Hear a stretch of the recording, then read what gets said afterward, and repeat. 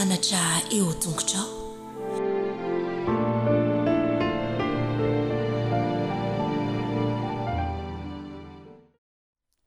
Miobio an Jehova ary tany rehetra, manompo an Jehova amin'ny fifaliana, makanesy eo anatrehany amin'ny fiobiana. Aoka ho fantatrareo fa Jehova no Andriamanitra, izy no nanao antsika, ary azy isika dia olony sy ondry fiandriny. Ho fanomboantsika izao fotoana izao ary dia andeha ho ataontsika ny laharan-kira 720 avy ry vazantany eo.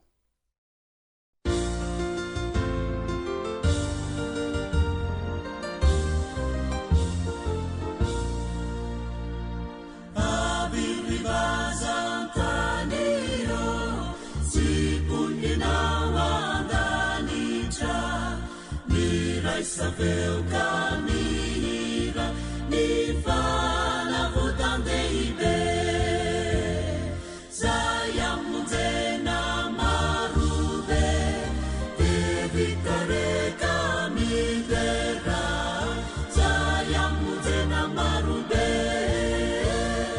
evitare camidera.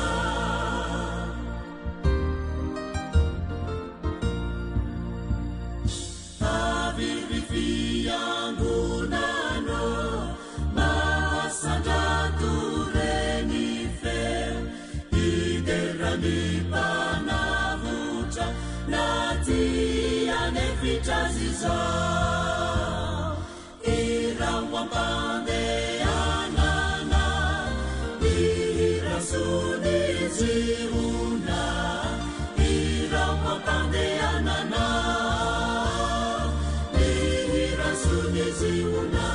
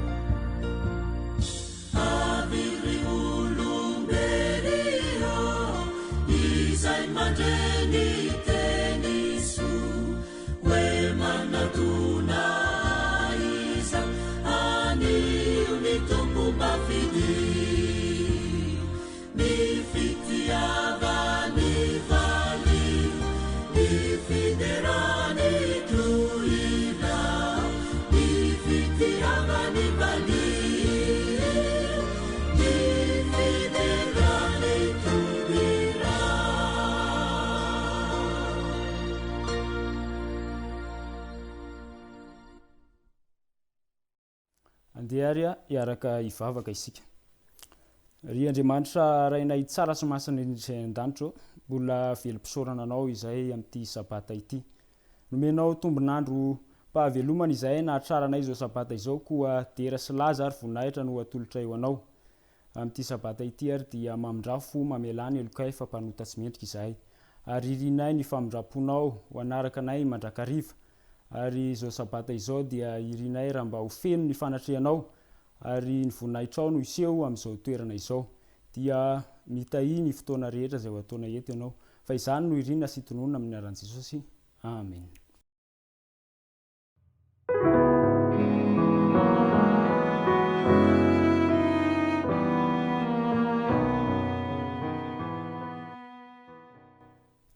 Dia mbola fifaliana ho ahy indray no manolotra ny arahaba ho antsika tsiraray avy nahatratra ity sabata ity, indrindra nahatratra izao taona vaovao izao. Irariana dia mba ho taona feno fitahiana sy fahombiazana ho antsika ity taona ity eo ambany voninahitr'Andriamanitra. Dia araky ny fanao isa-sabata dia andeha ho renesintsika ary ny tatitra maneran-tany.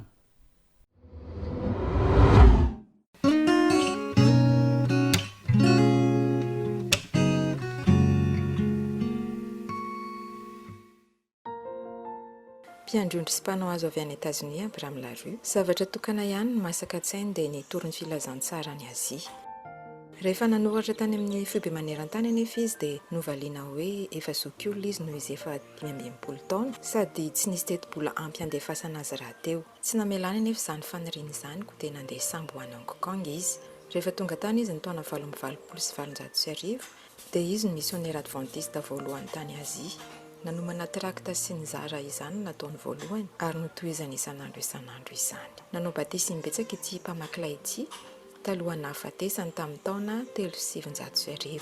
Izany asany izany no nisantatra ny asan'ny fiangonana adventiste tany Azia. Ankehitriny diviziona Azia Pasifika Atsimo dia manana ny foibeny ao Filipina ary mitantana ireo misiona ahitana firenena 410 manodidina. Mihoatra ny ray lavitra ny mponina ao amin'izany sahanasa izany ka fito tsiray tapitrisa amin'ireo no adventiste. Manakaiky ny 700 membra ireo no any Indonezia sy Filipina. Ny faritra ambiny any dia misy tena tsy mbola naray ny afatra.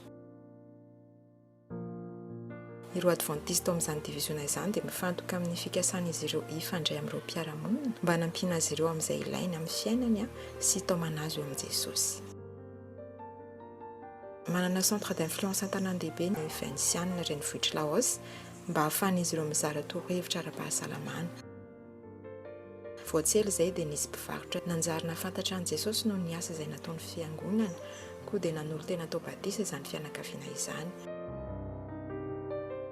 Ary dia nanasa pastora adventiste tany an-trano izy ireo mba hivavaka sy hanaisotra ireo sampy sy ny fanafody izay nampiasain'izy ireo teo aloha satria efa ilay Andriamanitra tokana ny hivavahany ankehitriny.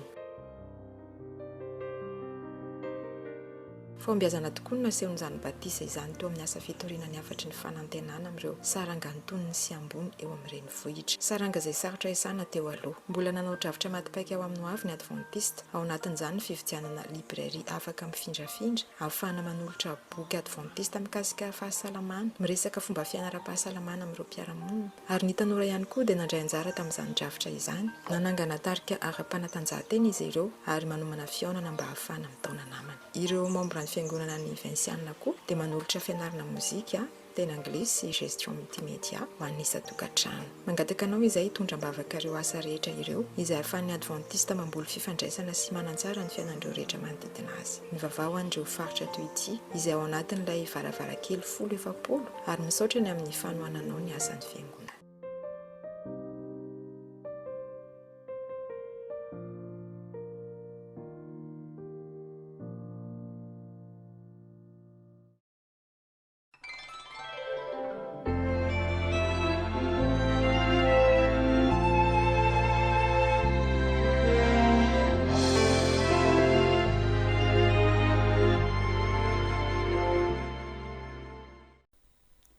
Dia mbola isaorantsika izy hitondratsika tamin'izay tatitra maneran-tany izay inona sy antenaina fa nahazo afatra isika tao anatin'izany tatitra maneran-tany izany. Fa zao tsika dia tonga eo amin'ny famotinana ny lesona sahady.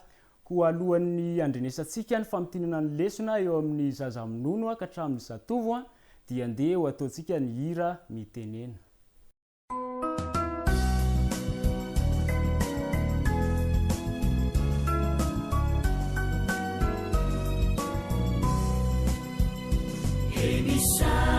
Chanao Jesu malalo chachizao futona mamizao yanaranai antungu chao izai piana chao kuambitenenare Jesu malalo izai ainuchalana nyadamina itwecapecaka wampunaya kuwambitenenare Jesu malalo izahai ainuchalana kahilote nyadamina itwecapecaka wampunaya irate nyadamina itwecapecaka wampunaya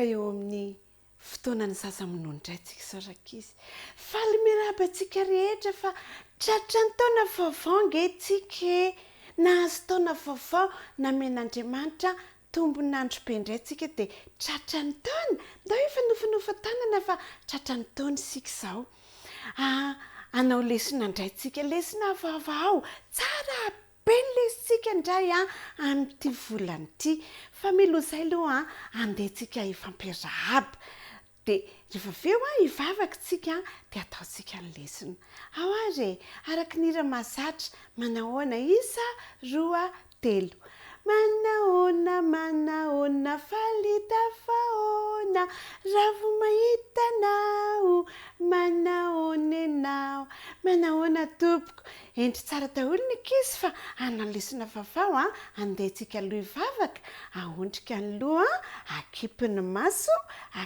akambana ny tanana vavakantsika Jesosy malalo misaotra anao zahay fa nomenao ty andro ty indray afaka anao lesona misaotra anao fa namenao taona vaovao indray zahay ty anay ianao Andriamanitra ary manome anay ny tsara mandrakariva amin'ny anaran'i Jesosy no angatanay vavaka amen.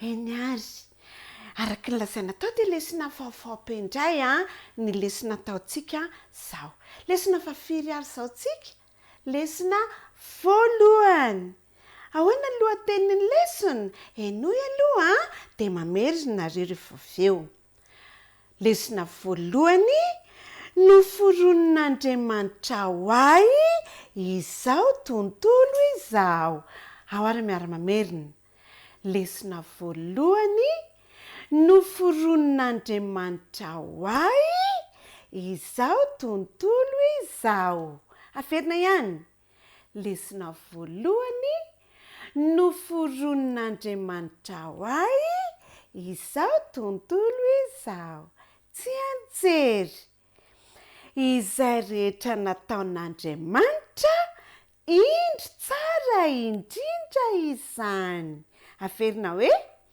izay rehetra nataon'Andriamanitra indry tsara indrindra izany aferintsika foana izay haintsika tapitra ny volana eny ary lesona vaovao Andriamanitra rakizy manome antsika zavatra mahafinaritra be zavatra tsara tarehy be dia omeny antsika satria tiantsika Andriamanitra voalohany rakizy namoron'Andriamanitra ny mazava sy ny maizina ny mazava sy ny maizina rehefa mazava dia mandendeha eny an-tokotanitsika fa rehefa maizina dia maninontsika matory zany nataon'Andriamanitra ao antsika satria tiany isika dia rehefa ny andro manaraka indray rakizy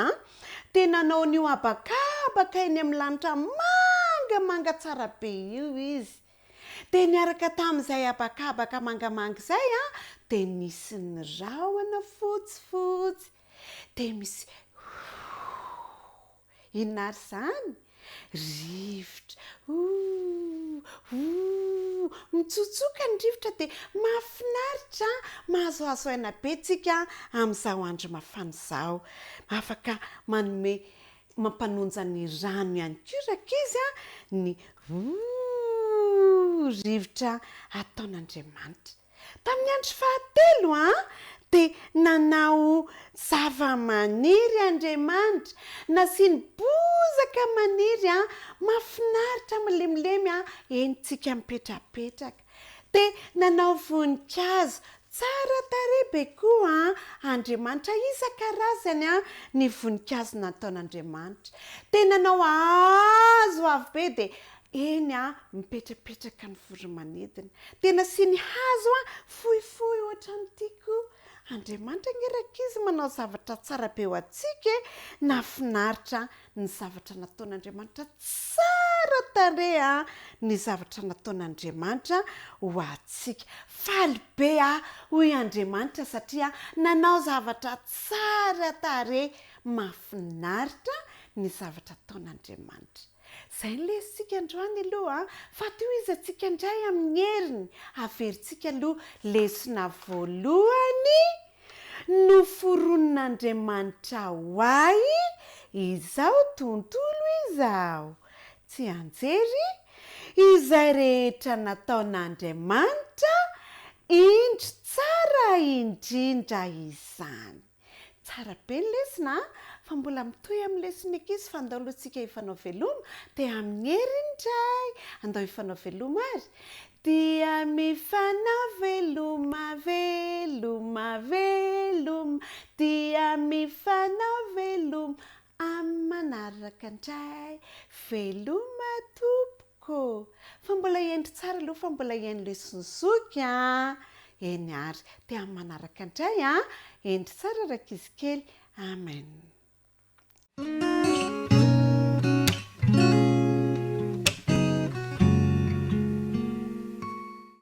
Misaotra n'Andriamanitra indray sika fanomeny sabata fitsarana mba hiaraka aminy amin'izao sabata izao.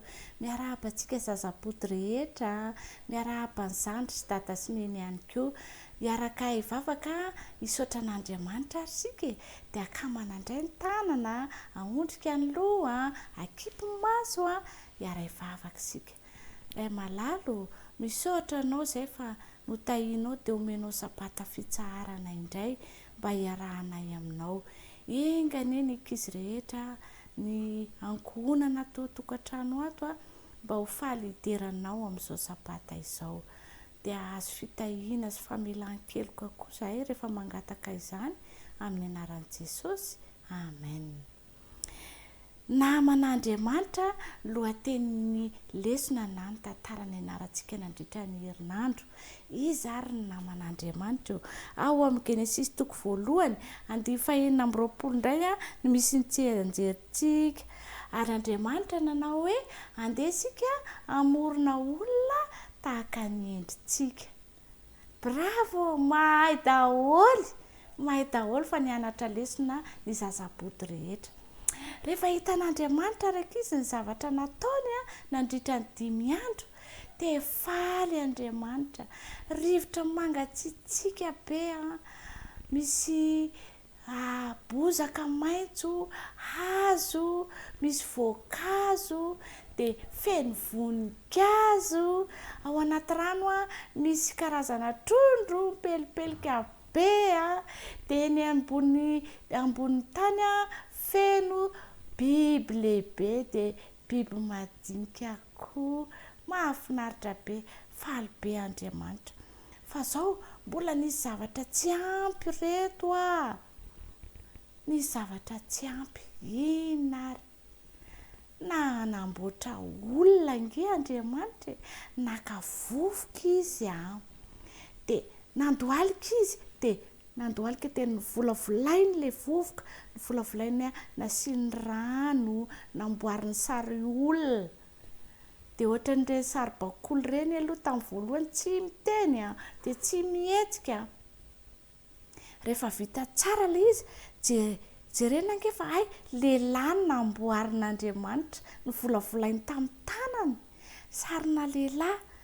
Mbola tsy mihetsika mihitsy le izy dia nanao zavatra tena mbola tsy misy mahay Andriamanitra rankizy. Niza tsy mahay ity zavatra nataon'Andriamanitra ity, fa nofofoniny, notsofiny teo amin'ny oron'ilay sary lehilahy nataony dia nihiratra reto ny masony.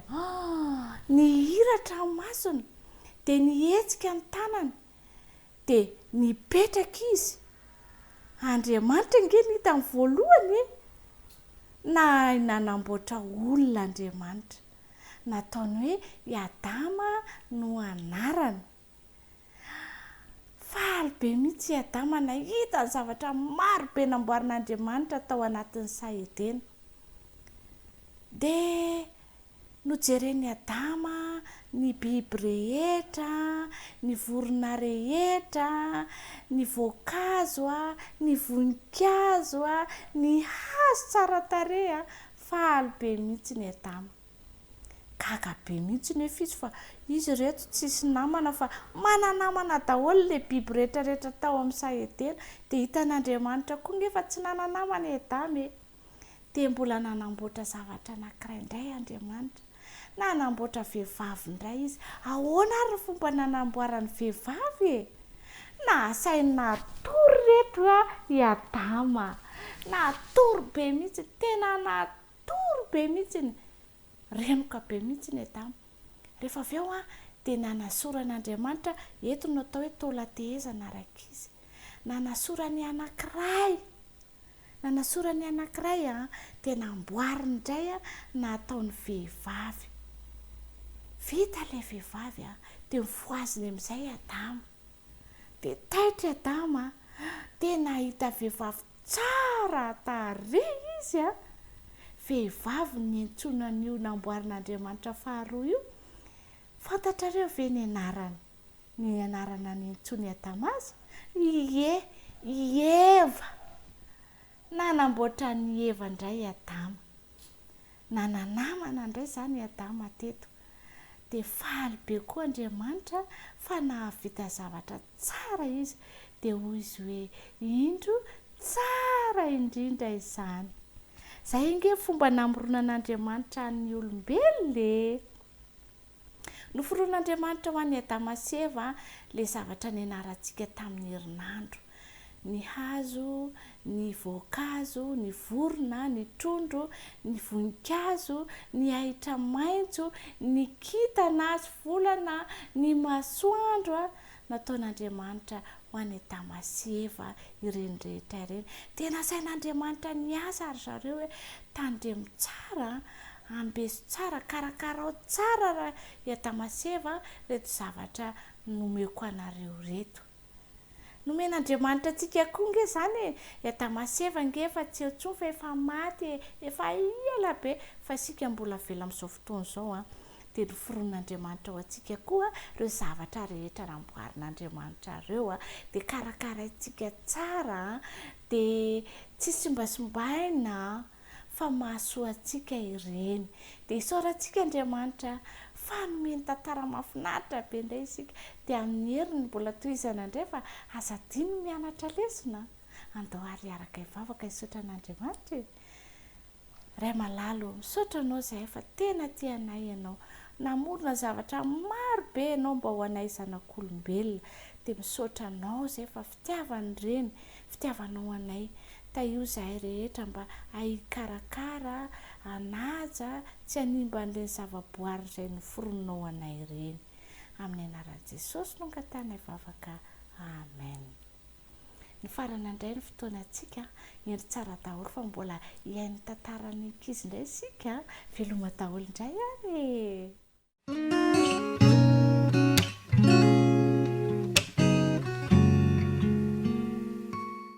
Kokoa daholo ianareo rakizy, arabaina tratry ty sabata mahafinaritra ity indray ary hiara-merina eto ny lohahevitra faharoa amin'ity taona vaovao ity indray isika, izay manao hoe alina natao hotsarovana. Alina natao hotsarovana. Ny andalan-teny fitadidy dia hita ao amin'ny Salamo 7:70 manao hoe ampatsiaro ny asan'i Jehova aho. Andenge ho averintsika tsara ampatsiaro ny asan'i Jehova aho. Ahoana tsara hoe ampatsiaro ny asan'i Jehova aho. Salamo 7:70. Tantaranisa moa zany izao ny tantarantsika. Mazava ho azy rakizy fa toy ny tantaran'ny zanak'Israely. Rehefa naniraka amin'ny Mosesy Andriamanitra hiteny amin'ny Farao mba handefa ny zanak'Israely, dia nandamo izany rakizy Farao dia nandefa loza firy moa izy? 5 fanesy izy, fa tsy nandefa mihitsy ange Farao hoe tsy nanaiky hatramin'ny faran'ny Farao. Noho izany dia nandefa loza 10 indray izany Andriamanitra, dia tsy inona izany fa namonoana ireo lahy matoa rehetra tany Ekipta. Tamin'ny nahafatesan'ireo lahy matoa tany Ekipta ireo dia nataon'Andriamanitra izany atsapany farao indrindra fa mahery tokoa ilay Andriamanitra sy efa fany zanak'Israely. Ary tsy izany ihany anefa fa nasehoan'Andriamanitra koa hoe Andriamanitra noho ny fahasoavany noho ny fitiavany dia niaro manokana ny tany Gosena izay nitoerany zanak'Israely izy, ka rehefa narovany dia tsy mba nisy nahazo ny zanak'Israely ingeraka izy ireny loza ireny. Izany hoe noho ny fahasoavan'Andriamanitra dia niaina tao anatin'ny filaminana tsy nisy loza ny zanak'Andriamanitra. Dia mifantaniana mipetraka hoe satria nahoana ireny zanak'Andriamanitra dia ny zanak'Israely no niaina tao anatin'ny toerana sy ny fotoana tsy mba nisy loza, satria izy ireo dia nakatoa ary nanaraka ny baiko rehetra izay nomena azy. Ka tamin'ity loza farany ity ary dia izao hoe nasena namono zanak'ondry tsy misy kileny izy ireo, ary nakahazo isopa izy mba hanosorana ny rano amin'ny tolanam-baravarana sy ny tatao-baravarana. Dia nakatoa an'izany tokoa rakizy ny zanak'Israely, ka rehefa tonga ny tompony alina iny nijery hoe iza daholo ny nakatoa, dia izay nakatoa dia tsy mba maty ny lamatoa tao amin'izany tokantrano izany, voary manokana fahasoavana tokoa no azon'ireo rehetra izay tia makatoa rakizy. Ary izay no nahatonga ny zanak'Israely nahatsiaro an'ity fotoana lehibe izay nanavotan'Andriamanitra azy ireo ity, satria dia tsy nisy maty ny lamatoa teo amin'ny zanak'Israely.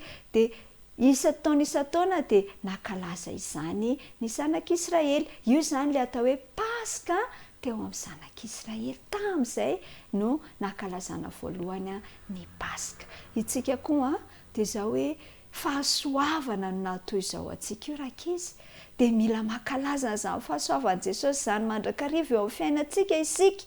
Tsy voatery andro Paska, tsy voatery hisy fety malaza, fa ny zavatra rehetra izay nasehoan'Andriamanitra teo amin'ny fiainanao dia fahasoavana izy ireny. Tokony ho tsarovantsika hanomezam-boninahitra azy. Ka andeha isika hianatra izany ka ninona soa azontsika, ninona fiarovana nataon'i Jesosy antsika teo amin'ny fiainana, dia ho tsarovantsika izany ary ho zaraintsika amin'ny namantsika koa, dia azoty itsika ahatsiaro ny soa rehetra izay nataon'i Jehovah tamintsika. Dia samy ho zaza endry daholo isika. Raha ho avy Jesosy dia tsarofa ho tsarovan' Jesosy izao sy ianao io. Dia izay indray ary ny androany ho sabata feno fitahiana ho mba mpitahiana ho anao an'ity sabata ity. Dia veloma daholo rakizy ho amin'ny manaraka indray. Veloma!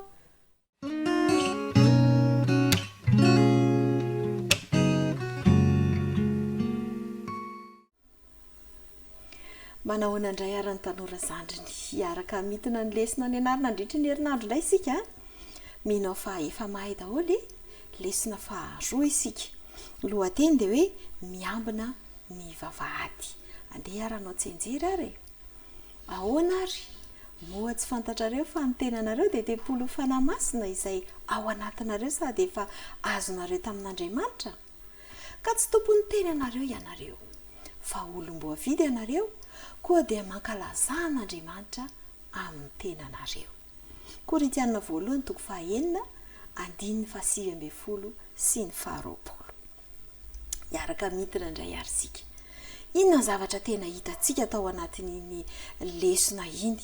Mbola niaraka tamin'ilay tovolahy kely ihany John, ary nampianatra izy ny mahakasika ny fahatsorany indray. Izay indray nanitikitika n'ity tovolahy ity. Mahafinaritra fa ny tanora tahaka anareo dia tia mikaroka mandrakariva, ary izay no nataon'ity tovolahy ity. Efa vita batisa izy teto, ary tia fantatra zavatra bebe kokoa hatrany. Inona indray ary nanitikitika azy? Ny toetra tsotra sy ny fomba fiainana tsotra izay nananany John, na teo amin'ny sakafony, na teo amin'ny fitafiana. Inona indray no ambaran'izany? Zao ny tenantsika dia toy ny milina anankiray tsara tarehy, mahagaga, izay mbola tsy nisy nanao tahaka azy. Tsy misy afa-tsy Andriamanitra irery no nanamboatra ny tenantsika. Misy karazana milina vitan'ny olombelona, misy ny ohatrany hoe tsara sy mahagaga, kanefa mbola tsisy mitovy amin'ny tenantsika olombelona. Adidintsika ny mikarakara izany milina tsara indrindra izany dia ny tenantsika. Satria nahoana? andriamanitra mihitsy ane no te hitoetra ao anatin'izany milina namboariny izany tena tsika izay namboariny izany nataony hoe tempoly ny fanahy masina amin'ny alalan'ny fanahy masina dia izy te hitoetra ao anatintsika adiditsika ny mikarakara azy miaro azy hadio lalandava amin'ny alalan'inona re ny sakafo ny lalao ny fanatanjahantena ny zavatra sotroina ny torimaso sy ireo zavatra samihafa ireo tehirizina mba adio izany arovana mba tsy hidirany zava-mahadomelona ny zava-pisotro mahamamo ny sigara sy ny sisa satria ny fanahy masina tsy afaka hitoetra ao anatin'izany tempoly izany raha maloto izany arovana avokoa ny vavahadiny izany tempoly izany inavy ny vavahadiny tempoly izay ny anarantsika nandritra ny herinandro ny maso ny orona ny vava ny nakoa ny sofina ny tanana mba ambenana avokoa ireny varavarana ireny mba tsy hidiran'ireo zava-dratsy izay ampidiriny satana izany rehetra izany dia anisan'ny fiarovana an'ilay tempoly inona ary ny zavatra tena nambara amintsika izany amin'ny alalan'izany manambara izany fa ny fiarovantsika ny tenantsika dia anisan'ny fiankofana lehibe amin'Andriamanitra ary anisan'ny fanolorantsika ny tenantsika izay tanora io ho an'Andriamanitra ihany koa tianao ve ny hanolotra ny tenanao an'Andriamanitra mandraisa fanapahan-kevitra ary mino afa tsara mihitsy ny fanapahan-kevitra nyraisinareo nandritra ny herinandro hiaro ny tenantsika amin'ny zavatra maloto amin'ny tempolo ny fanahy masina hiaro ny vavahady hanakatona amin'ny zavatra ratsy rehetra ka ho anisan'izay tanora anana maha-izy azy tanora hitoeran'ny fanahy masina ny tanora tsirairay avy dia izay indray arany tamin'iny mirary soa amin'ny manaraka indray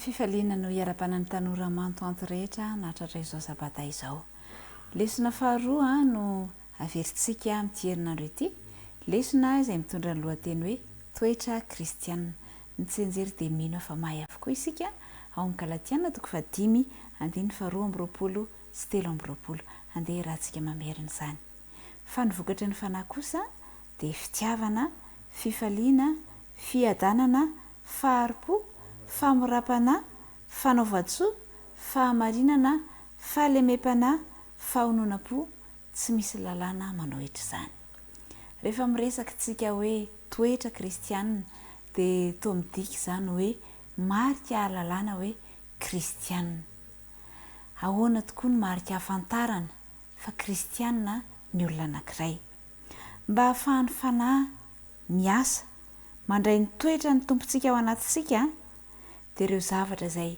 miteraka fahadiovana tahaka ny an'i Kristy miteraka fahasalamana tsara miteraka fifaliana eo amin'ny fiainantsika ihany no aoka andraisantsika anjara midika izany fa ny zavatra ataontsika ny fialam-bolontsika ny lalaontsika ny fianarantsika dia tokony hahatratra ny filamatry ny atao hoe kristianina ambony indrindra eo amin'ny fahatsarana nisy tovolahy ankiray antsoina hoe Joe dia mpisotro toaka tena nikoizana tokoa teo amin'ny tanàna anankiray taty aoriana nefa dia niova fo Joe ary rehefa niova fo izy dia nandeha tao amin'ny misiona nanao ny asa rehetra nina asa hitany dia nataony izany asa izany na ny nanadio WC na ny nanadio douche ninina na ny nanarifako rehefa asa tena ataony Joe tsy nifidy mihitsy izy indray andro raha nisy olona mamo ihany koa tonga tao amin'ny misiona izay mpitory tao amin'izany tanàna izany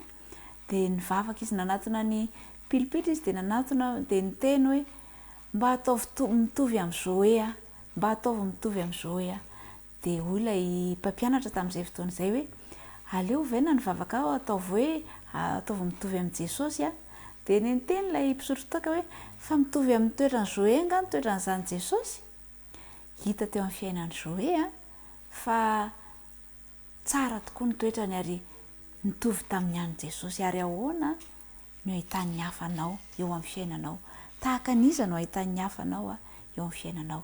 Ao amin'ny Efesiana 5:1 dia misy teny toy izao hoe manahafa n'Andriamanitra ianareo satria zanaka lalainy. Manahafa n'Andriamanitra ianareo. Ahoana ny ataontsika mba hahafahantsika manahaka n'Andriamanitra eo amin'ny lafiny toetra? Voalohany indrindra dia izao, ilaintsika mitandrina ny didin'Andriamanitra. Rehefa mitandrina ny didin'Andriamanitra nefitsika dia tsy hoe mitandrina be fahatany fotsiny, fa ilaintsika fantatra fa fitiavana io Andriamanitra io, ary noho ny fitiavany antsika nanomezany antsika ny lalàny ary izany no mahatonga antsika hitandrina izany lalàna izany.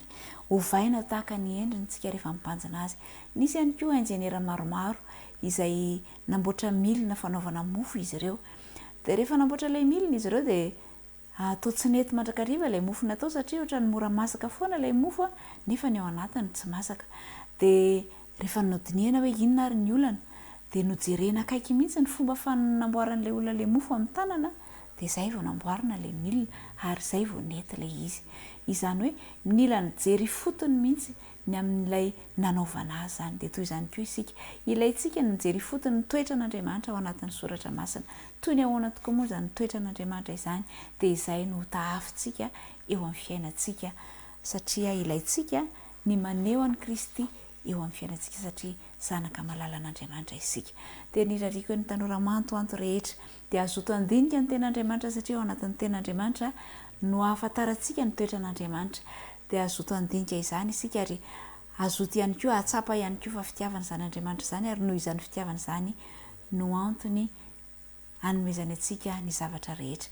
Dia mirary soa ary manao fialomanao amin'ny manaraka indray.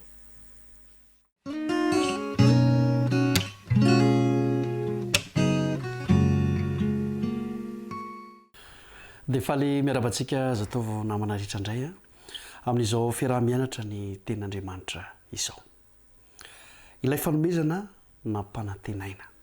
Izay indray no lohateny izay iarahantsika manao fanandramana, manao fiaingana vaovao amin'ity fiaraha-mianatra ny ten'Andriamanitra ity. Ilay fanomezana nampanantenaina. Isika tanora dia anisan'ny mankafy tia miandrandra fanomezana, cadeau. Indrindra ho an'ny sasany rehefa voalohandohan'ny taona rehefa tsy mahazo cadeau fanomezana dia ohatrany hoe mangasiasy zany. Fa ny loha hevitsika ao amin'ny anio dia manao hoe ilay fanomezana nampanantenaina tena ara-panahy izy ity ary tena fanomezana anisan'ny sarobidy indrindra. Irariko mba ho azonao zany. Dia ovakitsika ny misy ny tantara ao amin'ny Asan'ny Apôstôly 2:2-4. Asan'ny Apôstôly 2:2-4. Toy izao ny voalaza. Ary nisy feo tonga tampoka avy tany an-danitra, toy ny rivotra mahery mifofofo, ka nanenika ilay trano ny angonany. Ary nisy lela maro mitarehinafo niseho taminy, izay nizarazara nipetraka tamin'izy rehetra isan'olona izany, ary samy feno fanamasina izy rehetra, ka dia niteny tamin'ny fiteny maro samihafa araka ny nampitenenany ny fanahy masina azy. Zay lay tantara. Lay fanomezana zany eto dia tonga tampoka. Rehefa variana tao amin'ny efitrano ambony ny mpianatra dia nisy fanomezana tonga tampoka. Ary fanomezana avy any an-danitra izy ity. Tsy olona no nanome azy fa Andriamanitra mihitsy. Toy ny rivotra ny fiavin'ilay fanomezana ary ny fofofo dia nanenika ilay trano ny angonan'izy ireo. Toy ny tarehana lelafo izany nipetraka hatramin'ny tsirairay avy dia feno fanamasina avokoa izy rehetra. Lay fanomezana na ilay cadeau resana zany eto izay nampanantenaina araka ny lohateny dia ny fanamasina. Ary izany no ampiriseratsika tanora indrindra rehefa mivavaka ianao dia manaova vavaka toy izao. Ray be fitiavana, omeo ilay fanomezana ambony indrindra dia ny fanahinao masina. Fanamasinao feno ihany. Ny zavatra nitranga eto mantsy dia tena feno fanahy masina ireo mpianatra ireo. ary rehefa feno fanamasina izy ireo a dia marobe ny zavatra tsy hainy lasa ainy. Ny fanaporofona zany fa feno fanamasina ny olona anankiray misy zavatra tsy hainy lasa ainy. Ary eto dia mampirisika antsika mpiaino, isika mpijery, isika tanora mpiaramianatra. Io zavatra tsy hainao io a rehefa tena mivavaka ianao ka manana fanamasina dia ho hainao izy io. Satria ny olona ao amin'Andriamanitra dia mahay ny zavatra rehetra. Aza mba havoaka ny teninao mihitsy zany hoe tsy haiko io, tsy fantatra io. Fa ny olona izay manana fanan'Andriamanitra, ny porofo dia mahay izy, hainy ny zavatra rehetra. Ary na dia ny teny hafa izay mbola tsy hainy aza eto dia lasa hainy izy ireo. Ry mpiaino malala, ny programan'Andriamanitra eo amin'ny fiainako, eo amin'ny fiainanao dia izao. Voalohany indrindra, ny ho feno fanamasina dia hahay ny zavatra rehetra. Tsy ho tanteraka nefa zany raha tsy ataontsika antombavaka. Fanamasinao, fenoy aho. Aoka mba hanana antombavaka toy izany isika. Fa ny olona feno fanahy no naomby hatramin'izay. Nary Kaleba, nary Josoa, izay nitarika andreo zanak'Israely dia feno fanamasina. Ireo apôstôly, ireo vaudois izay nanao ny fanavaozana ara-pivavahana dia feno fanamasina. Moa ve amin'izao vaninandro misy antsika izao, tsy tokony izao sy ianao ihany koa no feno fanamasina mba hahafahantsika mahomby amin'izay atao rehetra, indrindra eo amin'ny fanompoana an'Andriamanitra. Ny hirariana ary dia izao, mba ho raisitsika ny fanomezana avy any an-danitra izay fanampanantenaina dia ny fanamasina. Raiso izany. Andriamanitra tsy manome fanantenana pokaty ka hoe mody manome, fa tena manome izy a. Ary hirariana dia mba samy andray izany fanahy zany isika. Zao lazay ny teny fikasana hoe nareo na dia ratsy aza mahay manome zavatsoa ho an'ny zanakareo. Maika va ny rainareo izay any an-danitra, tsy hanome anareo ny fanamasina ho an'izay mangataka azy. Koa izay mangataka dia mahazo, ary ny tsara indrindra dia ny fanan'Andriamanitra. Aza mangataka zavatra hafa mihitsy ianao amin'izao avy izao, raha tsy ny fanamasina ihany. Fa rehefa hananantsika ny fanan'Andriamanitra, rehefa amintsika ny fanan'Andriamanitra dia ho mahomby avokoa izay atao rehetra, satria fanahy io ihany koa no mitarika antsika amin'ny fahombiazana sy ny zavatra rehetra. Toy izay ary raha fitiana amintsika indray ny aloha hevitra ho amin'ny anio dia mahakasika n'ilay fanomezana na mpanantenaina. Samy andray an'izany anie isika mandrapiresaka ary.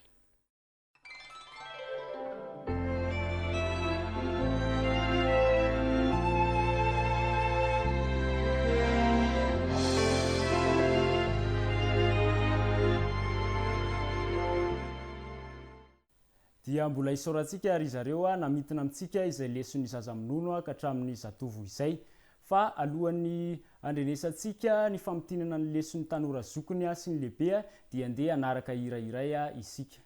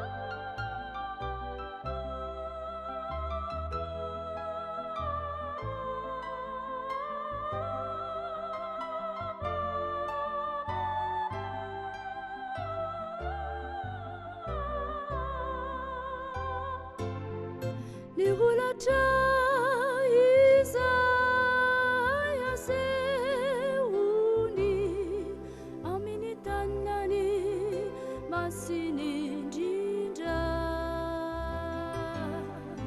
eo anatrehany anjeliny sindiray mandresy lahatra ny landitra toko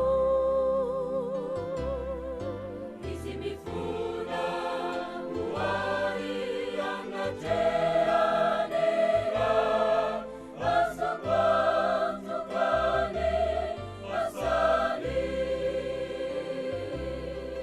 jesosy lay misolobavako indro manatona ampasainare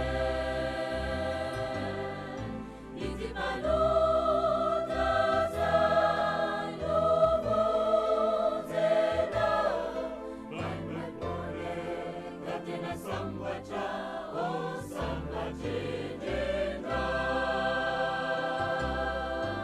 izy mifona hoary anatrehanyra asakwantokany masany izy mifona hoary anatrehanyra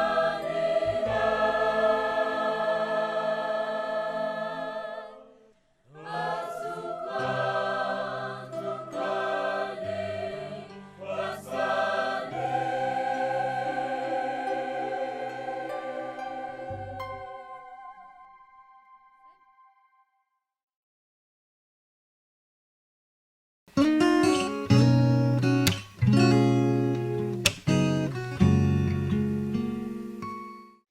falomeravantsika tsirairay avy indray natratra ity sabata androany ity mirary sabata tsara indrindra miaraka amin'Andriamanitra ho an'ny tsirairay avy ary ho feno fitahina ho antsika ne izany mamerina miarahaba hatrany ihany koa na tsaratsika ny taona vaovao ary mirary mba ho taona zina feno tsara indrindra avy amin'Andriamanitra ihany koa ny ho an'ny ankonina tsirairay avy ity taona ity lohahevitra faharoa isika izao dia ny lohateny manao hoe ny afatry ny boky ny Hebreo isika moa dia ao anatin'ilay lohahevin-dehibe ny lesona vaovao anatin'ny 3 volana voalohany manao hoe ny afatry ny boky ny Hebreo ny afatry ny boky ny Hebreo izany hoe ny lohahevin-dehibe mihitsy zany no ny rahantsika nianatra tao anatin'ny lohahevitra faharoa rehefa niara-nianatra isika dia niaraka nandinika ho toko fototry ny fiaraha-mianatra ny Hebreo toko 9 andininy voalohany ka hatramin'ny 9 ary mino aho fa efa samy mifidy andiny anankiray tao anatin'izay andininy voalohany ka hatramin'ny 9 amin'ny Hebreo toko 9 zay zasenao mba ho atao tsy anjery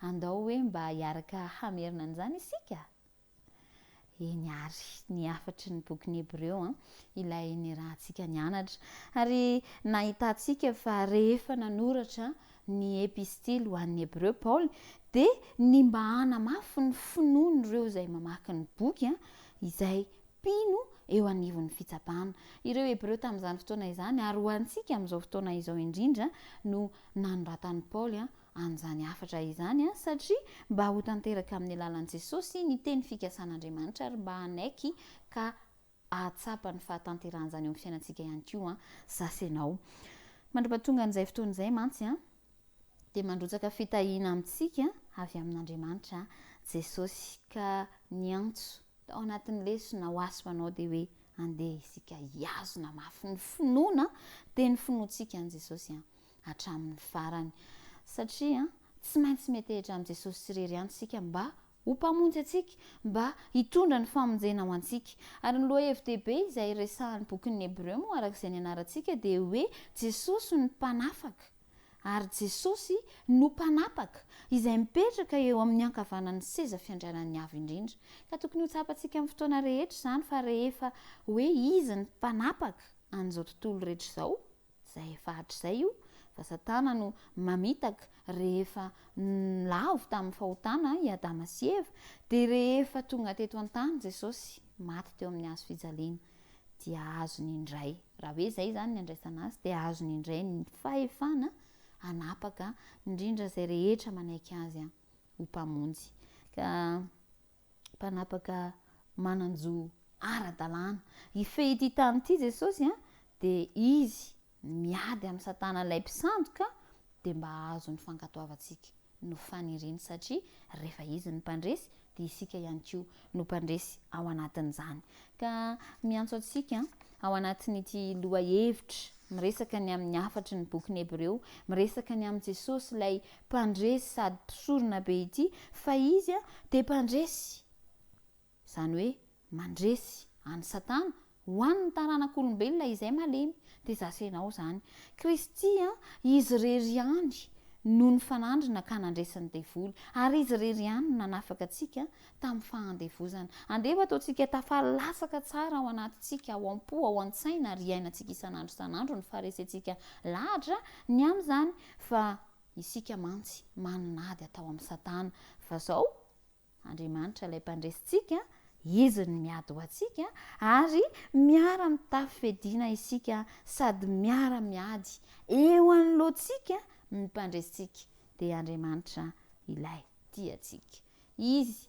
ilay mpisorona bentsika ary isika moa efa natsoiny hoe fanjaka-mpisorona satria mino an'i Kristy dia ankehitriny afaka manantona an'Andriamanitra amin'ny fahasahiana amin'ny alalan'ny vavaka isika ary afaka manantena ny fanafahany atsika satria Andriamanitra dia vonona rehefa iandany aminy isika dia hiara hiasa amintsika izy amin'ny famonjena an'izao tontolo izao ndeha tsy adinoina izay nampitainy lesona tamintsika fa Jesosy dia manalalana amin'ny fanekena tsara lavitra ary iainantsika isanandro ny fanandramantsika miaraka aminy dia izy ilay nadio ny fieritreretantsika tamin'ny rano izay nalatsany ary amin'ny lalany rehefa mino azy sika dia manaiky ihany koa ny asa fanelanelanana izay ataony ho antsika dia afaka manantona an'Andriamanitra amin'ny kalalahana amin'ny finoana amin'ny fahasahiana ary afaka manantena ahazo izay entintsika angatahantsika eo amin'Andriamanitra dia izao ilay ny anarantsika atao hoe ny zavatra entin'ny fanekena vaovao dia tsy hain'ny mpisorona be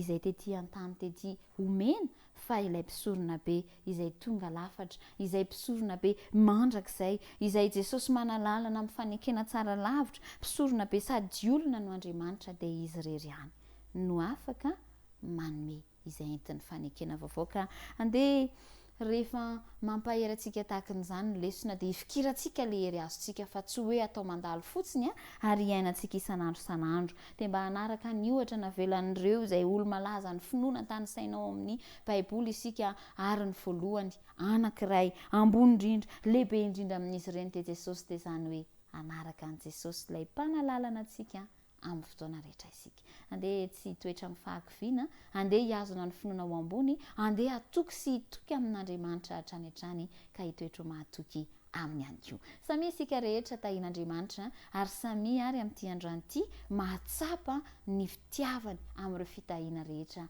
izay omeny atsika mandra-peona indray ary